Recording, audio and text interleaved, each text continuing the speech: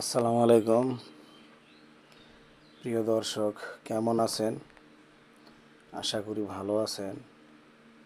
শুভ দুপুর। আজকে গরমটা খুব বেশি। আজকে একটি ভিডিও নিলাম, সেটা হচ্ছে মহাত্মা জ্যোতিবা ফুলে, একজন দার্শনিক। তিনি বলেছেন, ঈশ্বর কোনো দেশে কোনো ধর্মের জন্য কোনো বই লেখেননি। প্রতিটি বই মানুষের দ্বারা রচিত হয়েছে এবং ধর্মীয় পণ্ডিতরা বারবার আমাদের বলেছেন যে এটি ঈশ্বরের আদেশ, যাতে আমরা কোনো প্রশ্ন তুলতে না পারি। মহাত্মা জ্যোতিবা ফুলে তিনি কোন অ্যাঙ্গেলে কথাটি বলেছেন?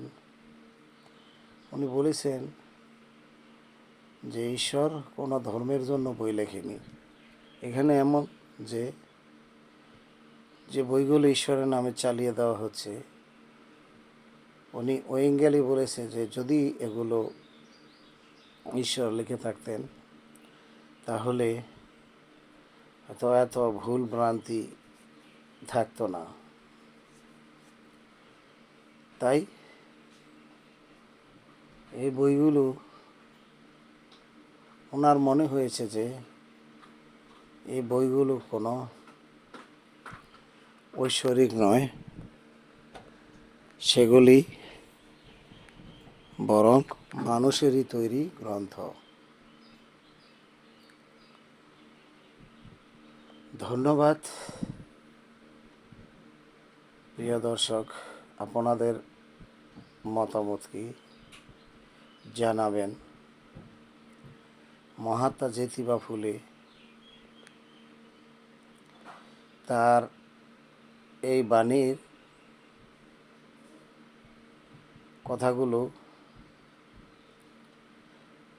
ঠিক না বেঠিক সেটা আপনারা নির্ণয় করবেন। ধন্যবাদ, ভালো থাকবেন।